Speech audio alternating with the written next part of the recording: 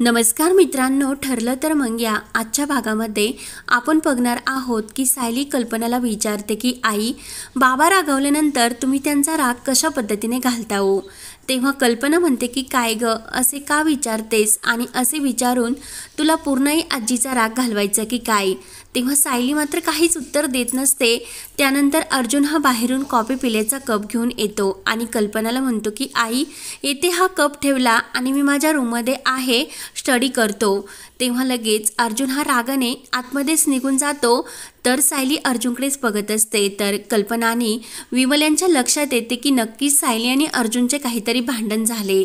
तेव्हा मात्र विमल ही कल्पनाला म्हणत असते की वहिनी, तुम्हाला माहिती आहे का, तुम्ही प्रताप सरांचा राग कशा पद्धतीने काढता? हा प्रश्न पूर्णही आजीचा राग घालवण्यासाठी नाही, तर अर्जुन दादाबरोबर सायली ताईंचं काहीतरी बिनसलं म्हणून ते हे सर्व विचारतात। तर कल्पना म्हणते, अगं सायली, नवरा बायकोमधील वाद हे एकमेकांनी सोडायचे असतात आणि तू जितकं अर्जुनला ओळखते तितकं तुझ्या नवऱ्याला कोणीही जास्त ओळखत नाही। आणि मग माझ्या सल्ल्याची काय गरज आहे? तू अर्जुनचा राग हा खरंच खूप छान प्रकारे म्हणजे मूड घालवशील आणि त्याला पुन्हा व्यवस्थित करशील म्हणून कल्पना आणि विमल ह्या बाजूला निघून जातात। तर सायली विचारच करत असते। त्यानंतर इकडे साक्षी आणि चैतन्य एका कॅफे शॉपमध्ये आलेले असतात। तर चैतन्य हा काहीतरी फाईलमध्ये डोकावत असतो। साक्षी विचारते की अरे चैतन्य, असे त्या फाईलमध्ये काय आहे की तुझे लक्ष माझ्याकडे नाही तर त्या फाईलमध्ये जास्त आहे? तेव्हा मात्र चैतन्य म्हणत असतो की अगं, सायली वहिनीवर ज्या गुंडांनी हल्ला केला ना, त्याच्या स्केचच्या ह्या काहीतरी कॉपीज ह्या फाईलमध्ये आहे। तर ते ऐकून साक्षीला मात्र खूप मोठा धक्का बसतो आणि साक्षी लगेच धक्क्याने विचारते की काय? तर चैतन्य तिच्याकडेच बघत असतो। साक्षी घाबरतच विचारते की इतक्या कमी वेळात अर्जुनने त्या केसबद्दल खूपच अशी ही लीड माहिती मिळवली। तेव्हा लगेच साक्षी पुन्हा विचारते की अरे, त्या गुंडाबद्दल स्केचवरून अर्जुनला काही लीड्स मिळाल्या की नाही? तेव्हा लगेच चैतन्य म्हणतो, आणि तो माणूस नक्की लवकरच सापडणार। तेव्हा मात्र साक्षीच्या चेहऱ्यावर 12 वाजलेले असतात। त्यानंतर इकडे अर्जुनचा राग जाण्यासाठी सायली मुद्दा म्हणत असते की अर्जुन सर, हा टी शर्ट घाला तुम्हाला नक्की छान दिसेल तो। अर्जुन मात्र काहीच बोलत नसतो। तर सायली रुमाल काढते आणि सर हे बघा, तुम्हाला रुमाल लागतो ना, आणि तुमचे रुमाल अगदी छान धुवून ठेवले मी। पण अर्जुन तरी सुद्धा त्या रुमालकडे बघत नाही। तेव्हा सायलीच्या डोक्यात येते की आईंनी काही बिलं दिली आणि ही बिल भरायची होती म्हणून सायली टेबलमधून बिलं काढते। तर अर्जुन रागाने तो टी शर्ट पुन्हा कपाटामध्ये ठेवून देतो आणि आपल्या जागेवरून पुस्तक वाचण्याचा प्रयत्न करत असतो। तरी सुद्धा अर्जुन सायली बरोबर काहीच बोलत नाही। तर सायली म्हणते की आता सर अजून सुद्धा माझ्याशी बोलत नाही, मग यांचा राग मी कसा काढू याचा ती विचार करत असते। सायली मुद्दाम हे औषधांचे पॉकेट घेते आणि सर, कुठला डोस घ्यायचा आणि कुठली औषधं घ्यायचं ते प्लीज मला समजावता का, कारण माझी औषधं घ्यायची राहिलेली आहे, असे ती मुद्दाम म्हणते। तर अर्जुन हा म्हणतो की तुमचा डोस आता संपलेला। सायली पुन्हा ते गोळ्या औषधं ठेवून देते आणि अर्जुन सरांना म्हणते की सर, तुम्हाला माहिती आहे का, मला कुसुमताईचा फोन आला होता आणि तिच्या शेजारी एक ताई राहते। तिचा नवरा तिच्यावर रुसून बसल्यानंतर, गाल फुगून बसल्यानंतर ती माहिती आहे का काय करते ते, आणि तिला असे वाटायचे की तिच्या नवऱ्याने तिच्यासारखं नेहमीसारखं बोलावं, हसावं, म्हणून तिने आपल्या नवऱ्याच्या आवडीचा पूर्णपणे स्वयंपाक केला। पण तशाने काय झाले की भाजीमध्ये मीठ हे जादा पडलं आणि वरण हे पूर्णपणे आळणी झाले, आणि तशाने काय झाले की तिचा नवरा आणखीनच फुगून बसला। म्हणून सायली जोरजोराने मुद्दाम अर्जुनला हसवण्याचा प्रयत्न करत असते आणि ती सुद्धा हसत असते। मात्र अर्जुन काही रिस्पॉन्स द्यायला तयारच नसतो। त्यावर इकडे साक्षी चैतन्याला विचारते की त्या माणसाला सोडून अजून काहीतरी क्रूल्स सापडले का? तर चैतन्य म्हणतो की साक्षी, तू काय मला म्हणत असते की तू काही रोमॅन्टिक बोलत नाही आणि आज तुम्हाला असे प्रश्न का विचारतेस, सतत तो विषय का काढतेस? तेव्हा साक्षी म्हणते की हो, खरंच माझ्या लक्षातच राहिले नाही की आज चक्क चैतन्य गडकरींनी माझ्यासाठी वेळ काढलात। तेव्हा साक्षी मनात म्हणत असते की मी तुझ्याबरोबर प्रेमाच्या गप्पा करण्यासाठी येत नाही, मला ते स्केच आता मिळवायलाच हवं, आणि आता अण्णांना समजेल की त्यांचा स्टंट आम्हाला किती महागात पडला तो। तेव्हा चैतन्य हा साक्षीकडे बघत असतो आणि साक्षी मुद्दाम हसण्याचे नाटक करते।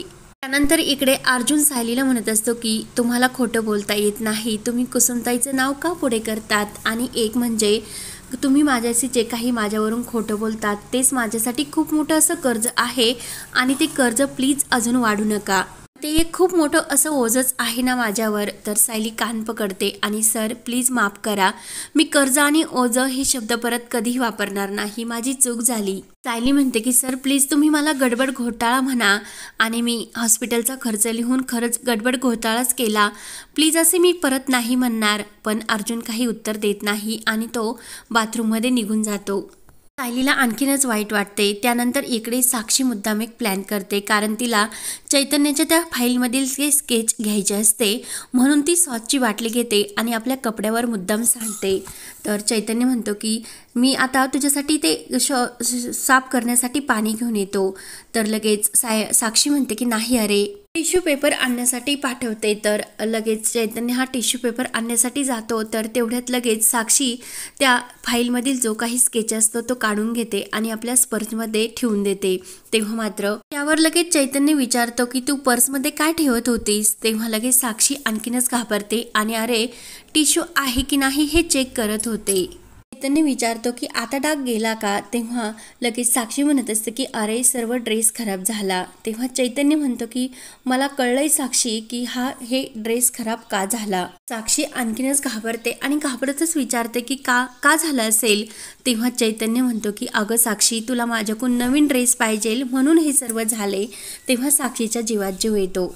चैतन्य हसायला लागतो आणि तुला ड्रेस नक्की देणार असे बोलतो. तेव्हा साक्षीच्या जीवात जीव येतो आणि ती म्हणते की खरंच चैतन्याच्या लक्षात आले नाही की मी त्या फाईलमधून कॉपी ही माझ्या पर्समध्ये टाकली ते. त्यानंतर सायलीने सर्वांपेक्षा वेगळा असा नाश्ता म्हणजे अर्जुनच्या आवडीचा नाश्ता बनवलेला असतो. तर अर्जुनचा राग घालवण्यासाठी त्यानंतर इकडे साक्षी तो स्केच घेऊन अण्णांकडे येते आणि अण्णा हे गेम्स खेळत असतात आणि मोबाईलमधील काय गेम्स खेळता, इकडे तुमचा काय गेम झाला तो बघा. म्हणून अर्जुनने ह्या माणसाचा स्केच काढला आणि तो आता लवकरच आपल्यापर्यंत सुद्धा पोहोचेल. अर्जुनला थोडासा सुद्धा वेळ लागणार नाही आपल्यापर्यंत पोहोचण्यासाठी.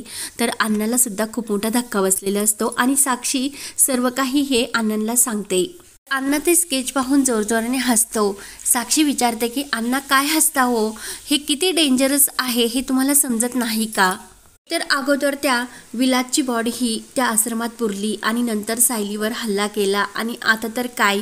तर अण्णा म्हणतात की तू काय बोलली ते मला समजले नाही, पण हे ज्याचं चित्र आहे ना त्याला जरी दाखवले तरी ते त्याला ओळखणार नाही. अर्जुन काय त्याच्या बापाला सुद्धा हे त्याचं स्केच ओळखणार नाही. त्यानंतर इकडे कल्पना आणि विमल विचारतात की अगं आज इतकं स्पेशल काय आहे.